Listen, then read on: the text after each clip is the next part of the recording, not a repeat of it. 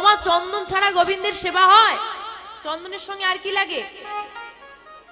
তুলসী পত্র। তোমাদের ঘরে কিছু না থাকে, চন্দন তুলসী যদি তুমি না দিতে পারো, গোবিন্দ সন্তুষ্ট হন না। তুমি দামি পোশাক পরেছো, আমি কম দামি পোশাক পরেছি, তোমার অঙ্গ ঢাকা পড়েছে, আমার পড়েনি, হ্যাঁ কি না? এখন আবার দামি পোশাকে অঙ্গ দেখা যায়, কম দামি পোশাকে অঙ্গ ঢাকা পড়ে।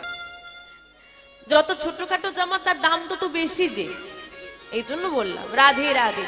তাহলে আমি যদি একটা ব্যঞ্জন দিয়ে সেবা করলে আমার পেট ভরে যায়, আমার 5টা ব্যঞ্জন দিয়ে সেবা করার প্রয়োজনটা কি?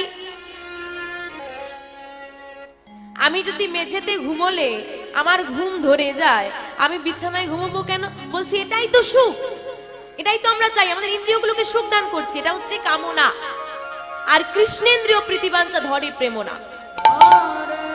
দয়াময়কে সুখ দান করার জন্য আমরা যা কিছু করব তা আমাদের ভক্তি প্রেম।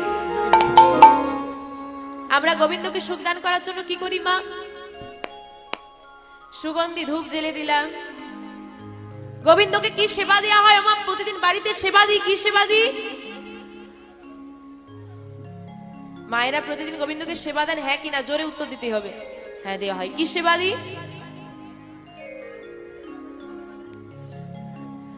ফলটা কমই হয়, নকুনদানাটাই বেশি হয়, ঘরে ঘরে পাওয়া যায়। তা কটা করে নকুনদানা দেওয়া হয় গো? হ্যাঁ, 4টে। যদি ভুল করেও একটা বেশি পড়ে যায় কি করব? বলে তুলে রেখে দেব।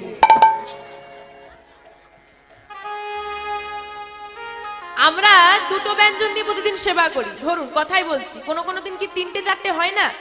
হয়ে যায় তো, আরো বেশি হয়ে যায়।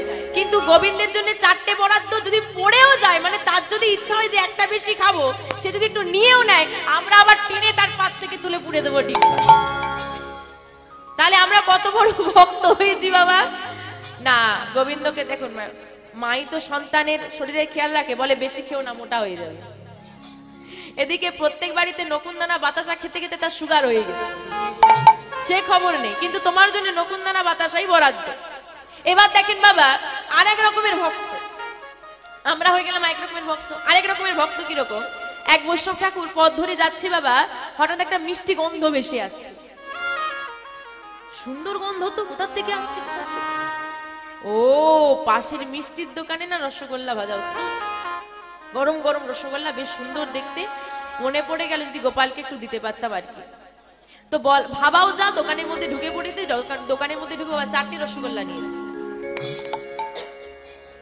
4টে রসগোল্লা নিয়ে এসে তাড়াতাড়ি করে বাড়িতে এসে গোপালকে সেবাই দিয়েছে। এখন চিন্তা করে বলেন দেখি মা, গোপাল কি বলে দিয়েছে আমি 4টে রসগোল্লা খাবো? 2টোও তো খেতে পারতো, 1টা খেতে পারতো, 3টে খেতে পারতো, 5টা খেতে পারতো, 4টেই কেন? বৈষ্ণব ঠাকুর, তার স্ত্রী, একটা ছেলে একটা মেয়ে, কজন হলো? আরে ঠাকুর কি খায়? সে কি করে? সে দেখে, তাকে দেখিয়ে দেখিয়ে আমরা খাই।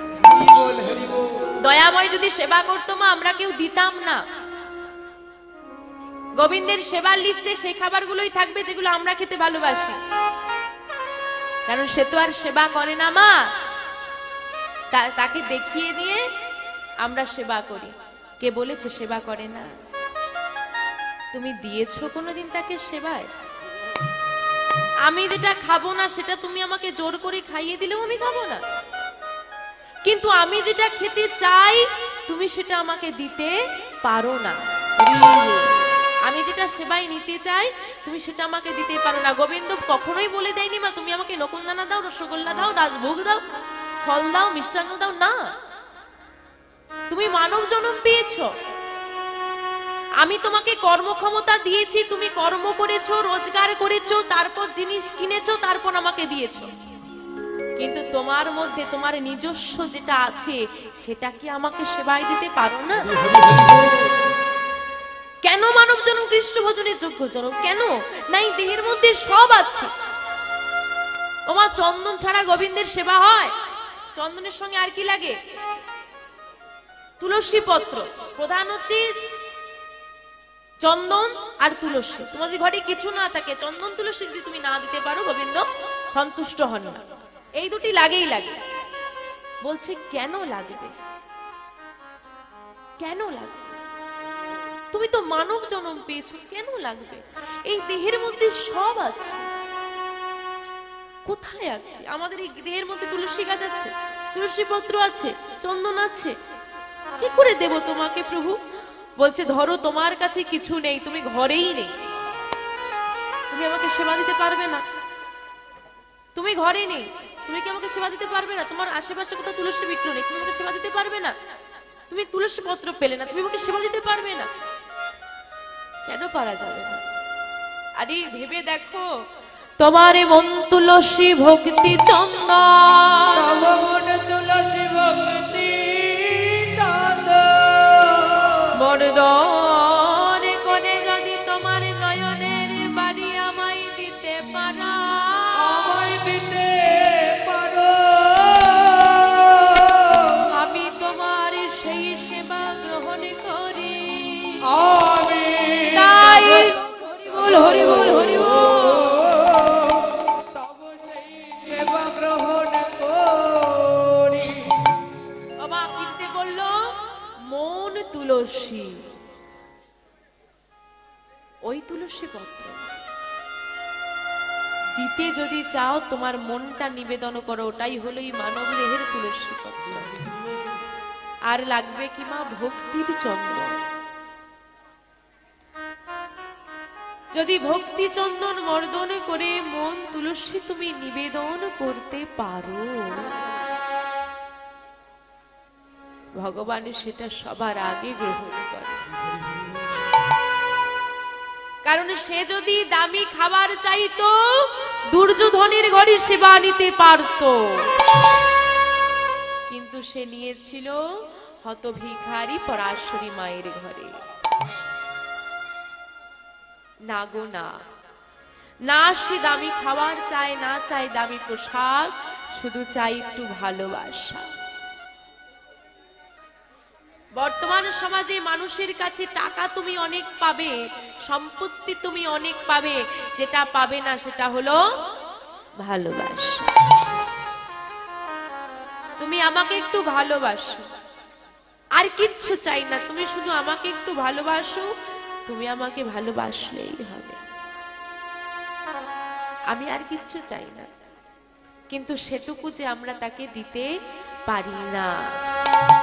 ভেবে দেখেন মা, গাছের মতো হয়ে গেছি মা। গাছ নিজে হাঁটতে পারে না, নিজে চলতে পারে না, সে শুধু বড় হয়ে যায়, তাই তো ফল দেয়, সেই ফলটা আমরা গ্রহণ করে নিই। তদ্রূপ আমাদের দশাটাও তেমন হয়ে গেছে। আমরা কেমন থাকবো সেটা কার হাতে নির্ভর করে? ভগবানের। আমাদেরকে আমাদের অনুভূতিগুলো রিমোট কার হাতে বলেন দেখি? নিজের কাছে। আমি যদি বলি লোকের কাছে দিয়ে রেখেছি, তোমার রিমোট আমার কাছে আছে, দেখবে? তোমার যে অনুভূতি তার রিমোটটা আমি নিয়ে বসে আছি, দেখবে? ধরেন এখনো কোনো মাকে আমি দাঁড় করিয়ে দিলাম, দিয়ে বললাম তুমি সেজে এসেছো, কি বিচ্ছিরি লাগছে তোমাকে, কি হবে? মন খারাপ হয়ে যাবে। তাহলে তোমার অনুভূতি রিমোটটা কার হাতে? এখন যদি মা বলি তোমাকে খুব সুন্দর লাগছে, ধেই ধেই করে নাচবে। এখন যদি বলে দিয়ে তুমি স্বভাবে ভালো নয়, একদম বাজে মেয়ে, হ্যাঁ তোমার এই নেই সেই নেই ওই নেই বলে দিলে এখন কাঁদতে বসে পড়বে। আবার যদি বলে দিই তোমার গলার হারটা কি সুন্দর, ও হ্যাঁ কি সুন্দর, আমার স্বামী আমাকে দিয়েছে, কি সুন্দর, মন একদম খুশিতে ভরে উঠবে। তাহলে আমি হাসবো, আমি কাঁদবো, আমি দুঃখ পাবো, আমি সুখে থাকবো, সবই আমরা লোকের হাতে বিলিয়ে দিয়েছি, নিজের হাতে কিছু নেই।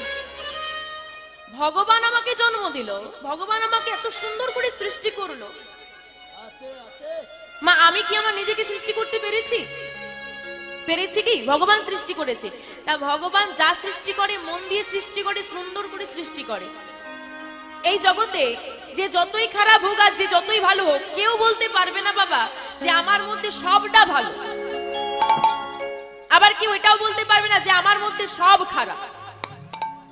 কোনো একটা ব্যক্তি সবার কাছে ভালো হতে পারে না, আবার কোনো এক ব্যক্তি সবার কাছে খারাপ হতে পারে না। আমরা তো ব্যক্তি বাবা, আমরা জীব, ভগবান সবার কাছে ভালো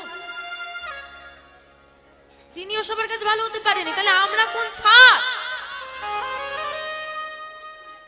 তুমি যেমন তুমি তেমন। আমি কারো কাছে ভালো বাবা, আবার কারো কাছে খারাপ, তাই তো? সবার ক্ষেত্রে বলছি, সবাই যে আমাকে ভালোবাসবে বাবা, সবার যে আমাকে ভালো লাগবে বা সবার যে আমার কথাগুলো ভালো লাগবে তার কি কোনো মানে আছে? কিছু মানুষের খারাপও তো লাগতে পারে, হ্যাঁ কি না? খারাপ লাগবে। যার যেমন মানসিকতা, এ জগতে কিছু খারাপও নেই, কিছু ভালোও নেই। যার যেমন মানসিকতা, সে কিন্তু তার মানসিকতা দিয়ে সেভাবেই বিচার করে। তোমার দৃষ্টিভঙ্গি কেমন? যদি একটা চলতি কথা আছে না, আপ ভালো তো জগৎ ভালো। যখনই আমরা কারোর দিকে আঙুল তুলবো বাবা, বাকি আঙুলগুলো নিজের দিকে, এটা কিন্তু ভুলে গেলে চলবে না। তাই মনে রাখতে হবে মা, অন্যের কাছা ধরে টানাটানি নয়। আমি সনাতন ধর্মের মানুষ, এটা আমার কাছে গর্বের বিষয়। কারণ 84 লক্ষ জনি করিয়া ভ্রমণ, তবে গিয়ে মেলে সাধীর মানব জন। একবার দুবার নয়, এই সুন্দর দেহটা লাভ করার জন্য 84টা লক্ষ জন্ম আমরা ভ্রমণ করেছি। স্থাবর অস্থাবর কীট পতঙ্গ আদি যা আমি আমার চারিপাশে দেখতে পাই, সবকিছু জন্মই আমার ছিল। প্রতিটা জন্মে একটাই সাধনা, হে দয়াময়, এ জন্মে পশুকুলে জন্ম দিয়েছো, পরজন্মে মানব জন্ম দিও। এ জন্মে আমাকে বৃক্ষকুলে জন্ম দিয়েছো, পরজন্মে মানব জন্ম দিও। কেন? মানব জন্ম পেয়ে তুমি কি করবে? মানব জন্ম নিয়ে কি করব? তোমার চরণে দাস হয়ে থাকবো। আচ্ছা, তুলসী বৃক্ষও তো গোবিন্দ সেবায় লাগে, ফুলও তো গোবিন্দ সেবায় লাগে। তাহলে তুমি ফুল হয়ে জন্মাতে চাও না, তুমি মানবী জন্ম কেন চাও? কেন জানো দয়াময়? কারণ মানব জন্ম হলো একমাত্র সেই জন্ম যেটা কৃষ্ণ ভজনের শ্রেষ্ঠ জন্ম।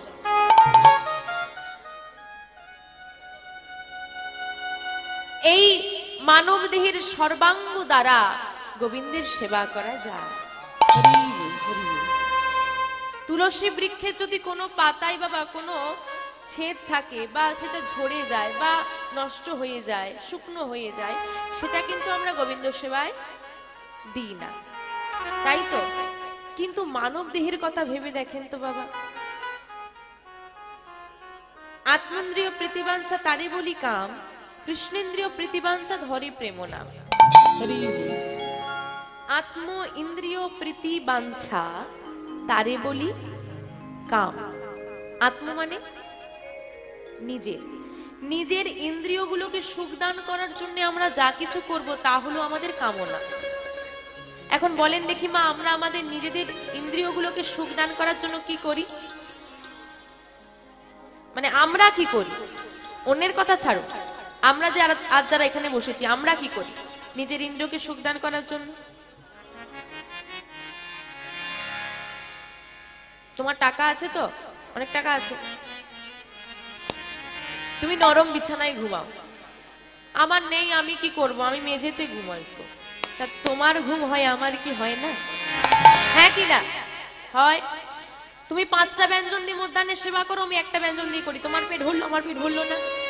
যখন ভীষণ গরম পড়ে, গ্রীষ্মকাল, প্রচন্ড তাপ, পুকুরে ছেলেরা স্নান করছে, রাস্তা দিয়ে এক ব্যক্তি যাচ্ছে, দাঁড়িয়ে দাঁড়িয়ে ভাবছে এত গরম, ওই ছেলেগুলো স্নান করছে, না জানি কি আনন্দ পাচ্ছে। কিন্তু যতক্ষণ না নিজে সেই জলে নামা যাচ্ছে, আনন্দটাকে উপভোগ করা যায় মা? তদ্রূপ এই যে হরিবাসরে বাবা আপনারা বসেছেন, নাম শুনছেন, আনন্দ লাগছে, আনন্দ উপভোগ করছে, কিন্তু বাবা সবার তো আর কীর্তনে মন বসে না বা ভগবানের চরণে মন বসে না। বসে কি? সবাই যদি তার দাস হয়ে যেত, সবাই যদি গৌর গোবিন্দকে চিনতে পেরে যেত, এ জগতে পতিত বলে কি আর কেউ থাকতো? সবাই যদি গৌর গোবিন্দকে ভালোবেসে ফেলতো মা, আমাদের মতো অধমাদের কি হবে? সবাই পায় না। যে জন ডুব দিতে পারে বলে হরি নামে কি আনন্দ ডুবলে জানা যায়। তুমি দূর থেকে দাঁড়িয়ে দেখছো যে একজন বকে যাচ্ছে আর এত ভক্তমণ্ডলী বসে শুনছে, কি বকবক করছে আর এদের যে কি ভালো লাগছে বসে শুনছে কে জানে। যতক্ষণ না তুমি তার মাঝে ডুব দিচ্ছ ততক্ষণ তুমি বুঝতে পারবে না।